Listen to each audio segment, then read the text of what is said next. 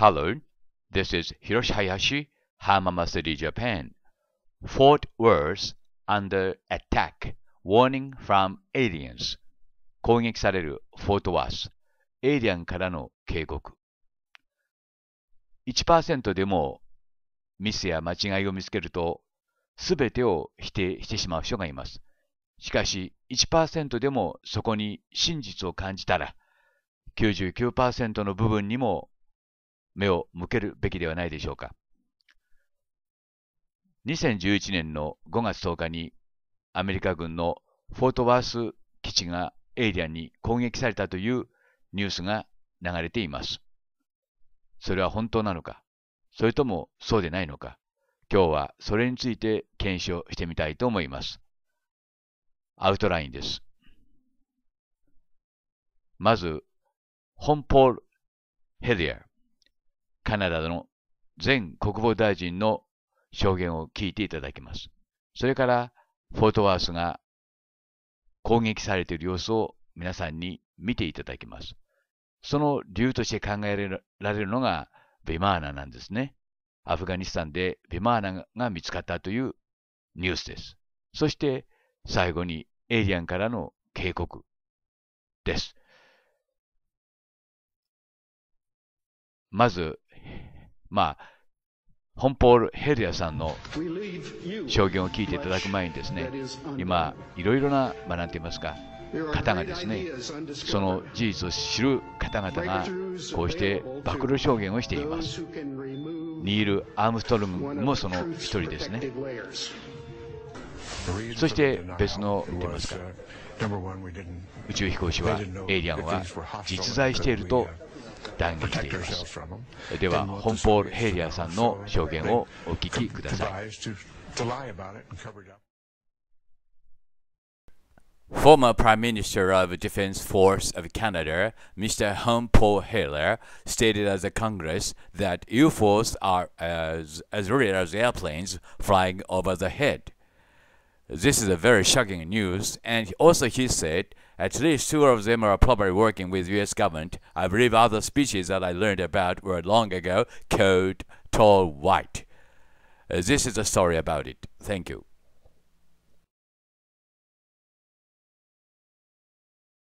To speak to a symposium at the University of Toronto, and I said UFOs are as real as the airplanes flying overhead.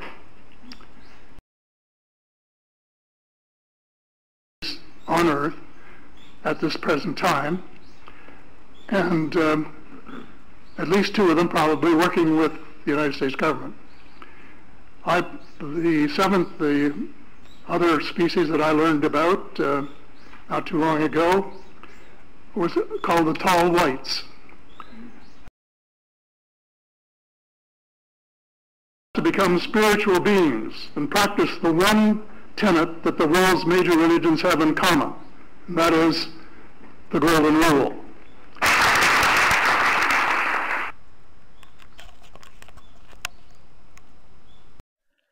で、テキサスのフォートバースで起きた怪光現象をこれから皆さんに見ていただきますが、このメールオンラインはその直後に、発表された記事です。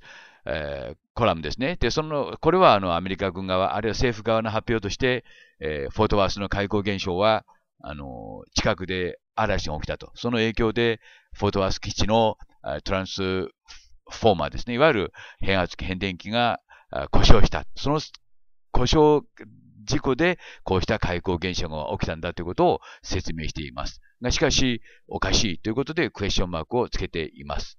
ということを頭に入れながら続くビデオをご覧いただきますと、言いますか、皆さん自身でね、その怪光現象がどんなものであるかを見ていただきますと、別の判断ができるんじゃないかと思います。1% の真実がその中に隠されているように私は感じます。戦争がですね、戦争というか攻撃がですね、フォートワース、アメリカのフォートワースでなされたんですね。この詳しいビデオはこの後につなげておきますからまたご覧ください。で、ここで向こうでパカパカパカっと光ってますよね。で、これがエイリアンからの攻撃だというふうに言われてますし、私の検証の結果では、これはかなりでも信憑性が高いというか、後でくっつけた、なんて言いますか、光爆発じゃなくてですね、いわゆる周囲が同じように光りますからね、CG ではそこまではやりませんからね、できません。ですから、これは極めて信憑性の高い、動画だと思います。いわゆるアメリカ軍の基地がですね、エイリアン側の攻撃を受けていると。また後のビデオの中で紹介しますけども、その上空には UFO が映っていたんですね。ということで、この2つの今度動画をですね、比べてみるんですね。で、フォートワースのこの攻撃に関してですね、UFO ウォッチャーの方のホームページがこれなんですね。その攻撃によって500人近いアメリカ兵が亡くなっていると。ただ気になりますのはですね、この記事の中で、その500人の他にですね、2010年に世界の首脳が集まったというこの部分ですね。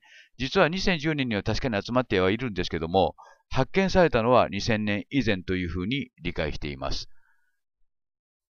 ここですね。2010年の12月21日に集まったというふうに書いてありますね。しかし、ビマーナが発見されたのは2000年以前です。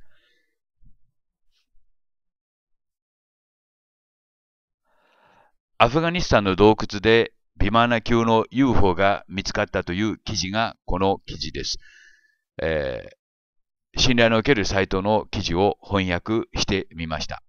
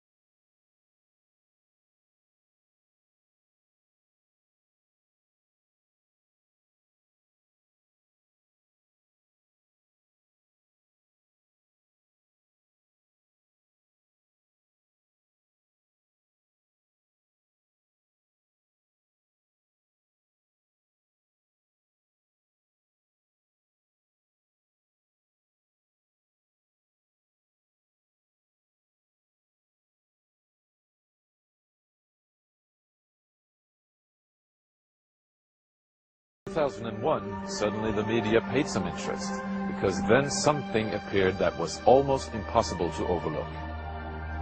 Right behind me is Britain's largest radio telescope, the Chilbolton Observatory. And here it was that the greatest sensation in the crop circle history was to appear in the fields right in front of the telescope.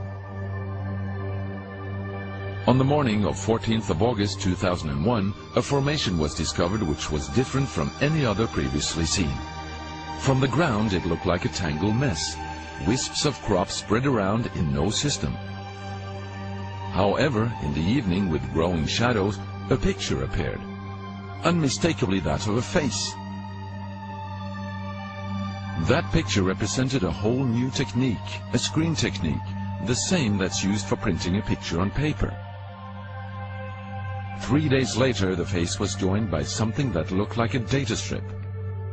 Rows of counters made out of standing and flattened crop. But soon, an astonishing similarity is discovered. In 1974, the astronomer Carl Sagan composed a message that NASA sent into space from the Arecibo telescope in Puerto Rico. Binary figures which constituted a graphic code presenting key factors about humans and the planet we live on. 27 years later, an identical pattern appears in a crop field right in front of a similar radio telescope. However, on closer inspection, it seemed to show that the code contained some fundamental differences. Sagan's message explained our calculation system, the dominant chemical substances within the elements that create life on Earth, about our DNA code, humans' height and quantity, and that we live on the third planet in our solar system, and lastly, a sketch of our radio telescope. The message received described the same calculation system, but that silicon is most dominant in life forms in contrast to carbon. The drawing also clearly shows a humanoid figure with large head in relation to its body. It's also explained that they have an extra string in their DNA, are approximately 4 feet tall, inhabit the third, fourth and fifth planets in their solar system, and have a population of around 21.3 billion. Underneath, the telescope has been replaced by something more complex. 1 year earlier, a strange crop circle had appeared in the same place. Is this the same illustration as in the sender's code? Is this the correspondent's radio telescope?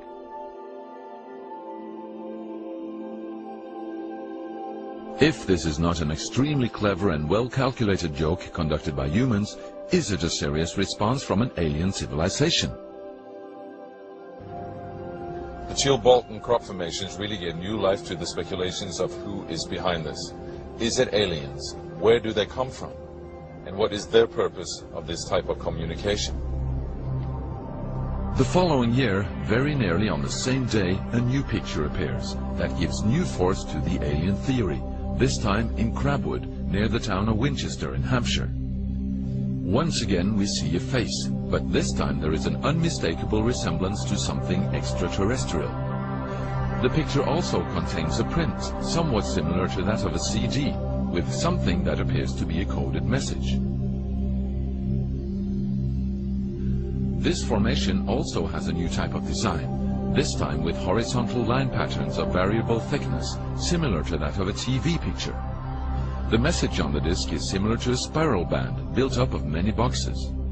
But data expert Paul Weige manages to decipher the message. And I had to enlarge the disc quite substantially on the computer and run some image analysis over it to make it clear so that I could see what was a standing tuft and what was flattened.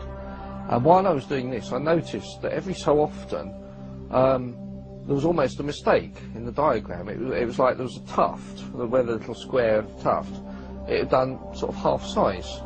I thought that's a bit odd, and it seemed fairly regular. I was going round, and I sort of counted up, and it was sort of literally every sort of 8 bytes or whatever. And I thought, oh, 8 bytes, and you know, from computer side, is obviously some sort of binary code. So then I did the straightforward thing. I just converted it into ASCII, which is the standard sort of computer language that you encode the alphabet in. And of course I then started to get words forming out, and I thought, I'm getting somewhere here. So I then did the whole thing for the whole lot, and got this message. The message is in English and reads as follows. Beware with the bearers of the false presents and broken promises. Much pain, but still time. And this is very important. You will see why. Believe there is still good out there. I think it's the most important phrase in the message. We oppose deceive, and the conduit is closing. That's what this message says. ということなんですけども、be aware with bearers と、気をつけろと、気がつけという意味ですね。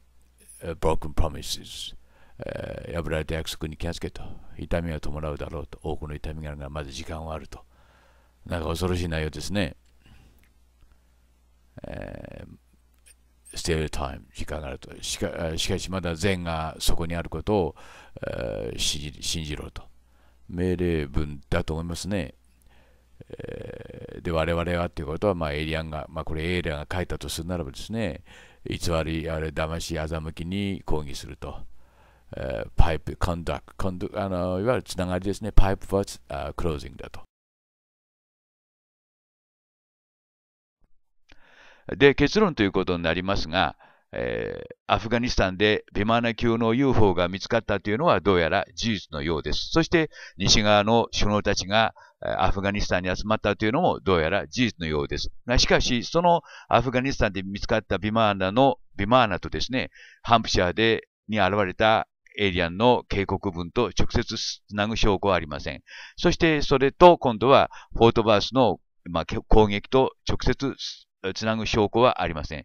しかし 1% の可能性がありますから、すべてを否定することもできません。ということで、結論は先延ばしにさせていただきます。また証拠が出てきましたら、話をつなげます。Hello, this is Hiroshi Hayashi, Hamama City, Japan. This is a sort of an interview program of Hompo Hiller, the former Prime Minister of Defense and Force in Canada. And he said, alien life forms present among us. This is a story about it with my translation. Thank you very much. It's great to have you with us on our show. Why do you say that UFOs are as real as the airplanes flying over our heads? Well, because I know that they are. They've been, as a matter of fact, they've been visiting our planet for thousands of years. And one of the cases that would interest you most, if you give me 2 or 3 minutes to answer, is during the Cold War, 1961, there were about 50 UFOs in formation flying south from Russia to across Europe. And the Supreme Allied Commander was very concerned and about ready to press the panic button when they turned around and went back over the North Pole.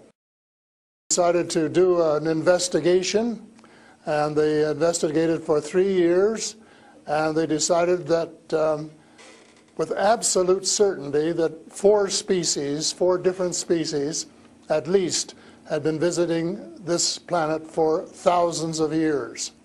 So that's, we have a long history of UFOs, and of course there's been a lot more activity in the last few decades since we invented the atomic bomb, and they're very concerned about that and the fact that we might use it again. And because the whole cosmos is a unity, and it affects not just us but other people in the cosmos, they're very much afraid that we might be stupid enough to start using atomic weapons again, and this would be very bad for us and for them as well.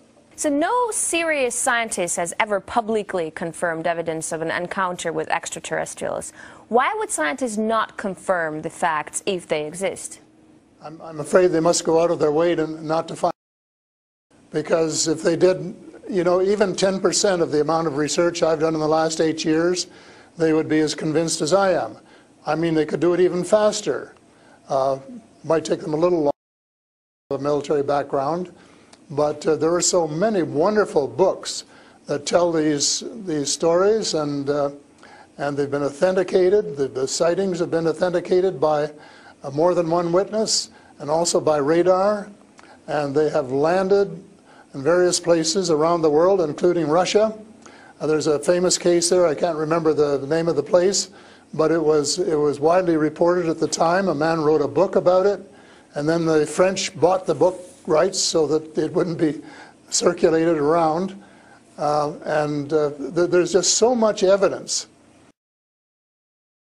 Take the time off to do a little bit of research and study, but people just are, some people are interested and will take the time, and the others just say, oh, it's just fantasy. Mm-hmm. But since I've been public on this subject, I get, probably 3 or 4 emails a week from all over the world, from people who have actually witnessed sightings, and some of them who have actually been on the ships, and some of them who have actually been transported to another planet. And so this information is not you know, it is top secret in a way that the governments aren't talking about it. But if you listen to the whistleblowers and the people who have worked in the industry and who know what is going on, there is just a lot of information out there, and it doesn't take very long to get your hands on it. But see, the problem is that some people who report UFO sightings and alien abductions have been shown to make things up, and to make things up to be famous, to make money, or just for a prank. How do we tell fiction from a fact? Well, you have to spend a lot of time trying to find, we used to say, separating the wheat from the chaff, and it takes a lot of effort. When I was minister, I got sighting reports, and when we checked them out, about 80%, about 8 out of 10, were not real. There were sights of Venus or plasma or, you know, a dozen other things. But there were 15 or 20% for which there was no explanation, and they were the genuine unidentified flying objects. These things go way back. One of the conferences I went to was in Las Vegas, was promoted by a chap who had written a book about crashes. And there were dozens and dozens and dozens of them, and many of them very, very well authenticated, so that it would be impossible to read all of that evidence and not to come to the conclusion that these vehicles were real. Have you ever had your own encounter? Not an encounter with aliens, no. I have seen a UFO about 120 miles north of Toronto over Lake Muskoka, where I have a cottage. And 2 years ago, last Canadian Thanksgiving, which is October, my wife decided she wanted to go out and look at the stars. So I'm not much of a night man, but I put on my cap and went out with her. And she looked into the eastern sky and said, "There's a star." And I turned around the other way and I said, "Oh, there's a much brighter one over here." And she looked, and it was. And we watched it until our necks almost broke for about 20 minutes. And it was definitely a UFO, because it could change position in the sky by 3 or 4 degrees in 3 or 4 seconds. And I checked out, there were no satellites that could do that. The space station wasn't going by, and it isn't able to move that fast anyway. And there was no other explanation except that it was the real thing. And 2 days later, I went down on the dock, got a comfortable chair, and watched it came back almost to the same spot and entertained me for as long as I could take it. And then I went back to the cottage. But it was very interesting, because it would drop down in the sky, and then it would roar back up, and then it would shift across a few degrees and do a circle and come back at a speed, which, you know, just astronomical speeds. As you know, they travel very, very fast. So does it just look like a falling star that falls really quickly and then rises again? What does it look like? Well, it just looked like a star. It just looks like a star. Right. And I don't know if you're a person who has ever read the Bible or not, but I think the Star of Bethlehem, God's flying saucers. Mm-hmm. But you also tell me that people write you emails, 3 to 5 emails a week, and they've actually been abducted, or they have encounters with the aliens. Do they actually tell you what these aliens look like? I mean, you know, everyone's interested. How would I know if I see an alien and if he abducts me? Well, the first question you have to ask is, how many species are there? And I used to think there were, you know, between 2 and 12. And Apollo astronaut Edgar Mitchell, who came to Toronto a few years ago and had dinner with us, agreed there was somewhere between 2 and 12. But the latest reports that I've been getting from various sources are that there are about 80 different species. And some of them look just like us, and they could walk down the street and you wouldn't know if you walked past one. And they're what we call the Nordic blondes, and also the tall whites, who are actually working with the United States Air Force in Nevada. They're able to get away with that. They had a couple of their ladies dressed as nuns went into Las Vegas to shop, and they weren't detected. And I have a friend who saw one of the men walking along the street, and somebody who would recognize that they were different, and he did. So there are those kind, and then there are the short grays, as they're called, and they're the ones that you see in most of the cartoons.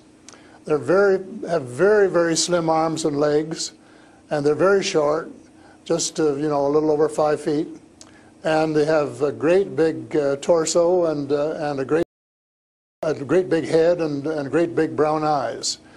But they're different species, so you have to know that they're different species, and it's and know that they're all different. Mm-hmm. So if you saw the short gray, you'd certainly know that there was something up that you'd never seen before. But if you saw one of the Nordic blondes, well, you'd probably say, "Oh, I wonder if she's from Denmark or somewhere," So this species that you're describing, are they all different in terms of nice and mean? Are some of them nice and benevolent? Are others nasty? Or how are they? Are they good to people on Earth, or are they here to harm them? Well, it's a difficult question to answer because they have different agendas. And maybe all of us on Earth should have the same agenda, but you couldn't say maybe that Russia and China and the United States all had the same agenda at every turn, because they don't. And I would say that nearly all are benign, they're benevolent, they want to help us. There may be one or two species which do not. And that's one of the things I'm investigating at the moment, is to see who they are and what they're up to and what their agendas really are. All right, we're talking to Paul Hellyer, former Canadian Minister of Defense, who says extraterrestrial life forms exist and are present on Earth. We'll talk more about what they are and why they're here after a short break. Stay with us. And we're back with Paul Hellyer, former Canadian Minister of Defense, to talk about extraterrestrial life forms. Great to have you back. So these extraterrestrial creatures, where did they come from and how did they get here to Earth? They come from various places. For a long while, I only knew about ones who came from different star systems. The Pleiades and Reta Reticula and several other star systems, but in the last few months I have met people who have made me aware of that there are some in our star system, and that there are actually extraterrestrials who live on a planet called Andromeda, which is one of the moons of Saturn, and that there are others on Venus and some on Mars, and that they may be interacting between themselves. I suspect that they are, because there is what of these people, and they have rules. For example, one of the rules is that they don't interfere in our affairs unless they're invited to. And that's one of the reasons probably that we haven't seen more of them until very recently. And so but what do you mean? There are a lot of people who want to interact with them. There are a lot of people who actually want to see them and know who they are. What, they need a special invitation to interact with us? What does it mean? They don't want to interfere into our affairs.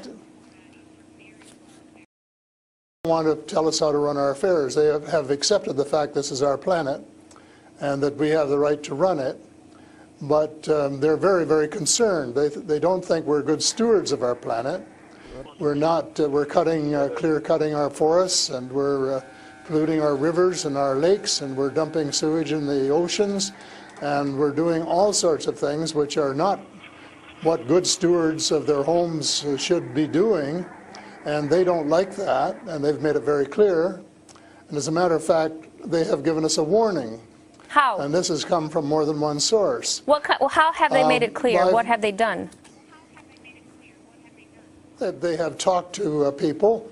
One of the chaps I talked to about a month ago was interacting with them in 1974, he and his brother, in Peru, and they were taken to Andromeda, teleported, and they were told what the people there think, and that we're really wrecking our planet, and in fact that something dreadful is going to happen to it if we don't smarten up and change our ways. We spend too much time fighting each other. We spend too much money on military expenditures and not enough on feeding the poor and looking after the homeless and the sick, and that we are polluting our waters and our air, and that we're playing around with these exotic weapons, thermonuclear weapons and atomic weapons, which have such a devastating effect both on our Earth and on other areas in the cosmos, and they don't like that. And that's the reason they would like to work with us to teach us better ways, but only, I think, with our consent. And they work through individuals, and they try and pick out individuals who won't be frightened to death of them, because they can give you quite a fright. One of the cases I'm familiar with was the tall whites in Nevada, where the United States Airmen working with them, were just frightened to death of them. And one, Charles Hall, rescued the daughter of one of the high-up people in the tall whites, and as a result became very good friends with the mother. And as soon as they could trust each other, they had a wonderful relationship.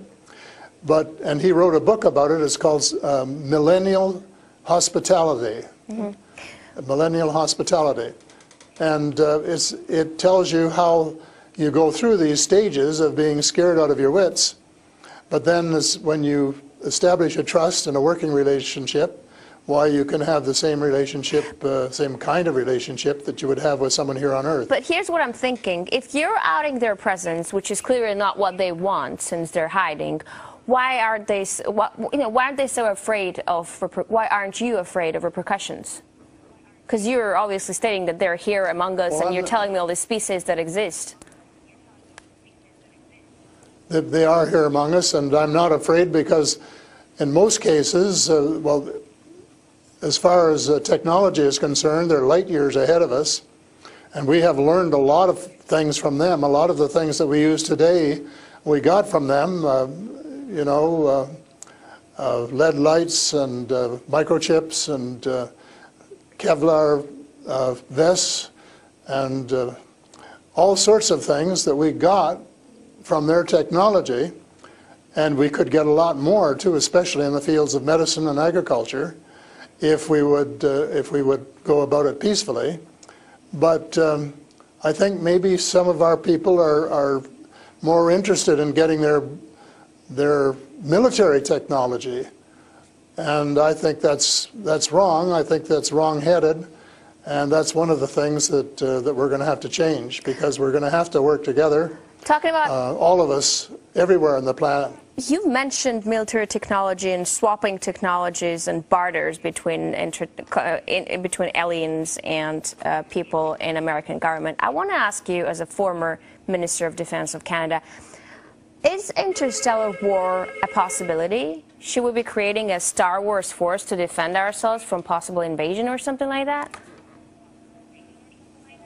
Well, I think it's a possibility, but it's a possibility especially if we shoot down every UFO that comes in our airspace without asking who they are or what they want. And right from the beginning, we started scrambling planes and trying to shoot them down, but their technology was superior enough that we weren't able to get away with it. Certainly not for a long while. And during that period of time, they could have taken us over without any trouble if they'd wanted to.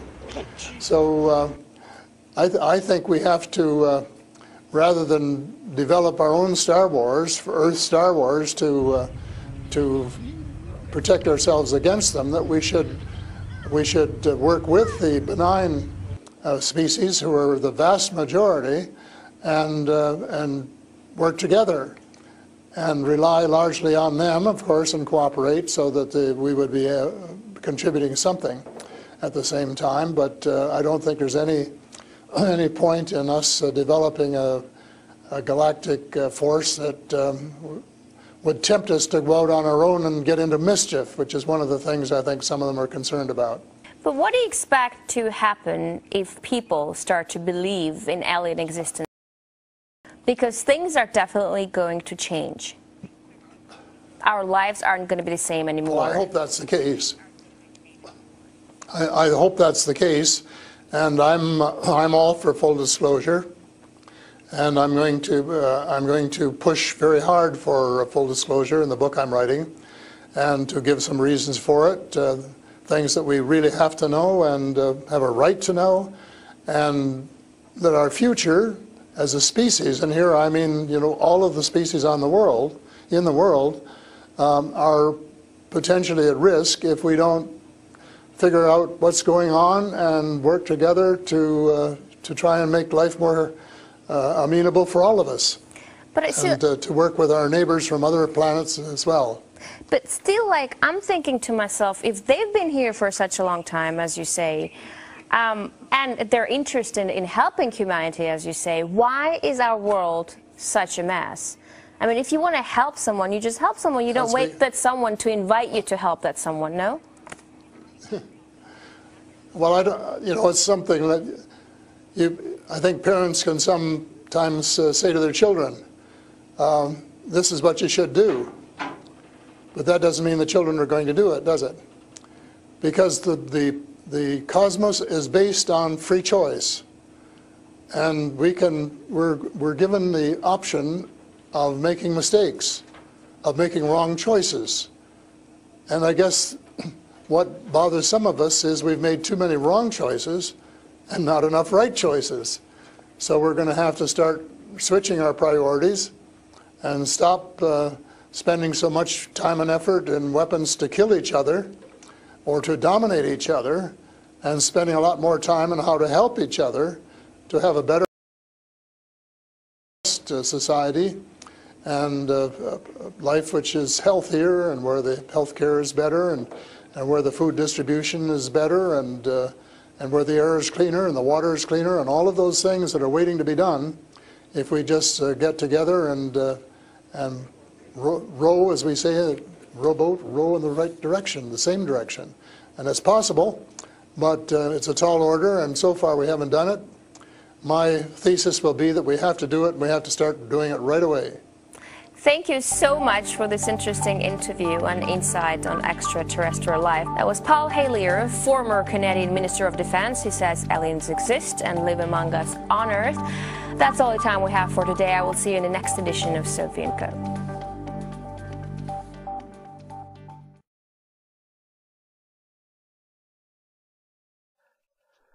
参考文献です。ホンポール・ヘイリアさんの話の中に、チャールズ・ホールという方の名前が出てきます。その方はですね、エリア51の近くの、基地でですね、トール・ワイトと共に仕事をし、トール・ワイトを助けていたという方です。で、その方がですね、退職後といいますか、クビになってからでしょうね、おそらく。20年後に、本を書き始めるわけです。それが、先ほど、ヘイリアさんの証言の中に出てきた本ということになります。で、それをまとめたのが、次の文献です。その中で、チャールズ・ホール氏はですね、かなり詳しく、トール・ワイト、いわゆるその、エイリアンについての、事実を暴露しています。それをどうかお読みください。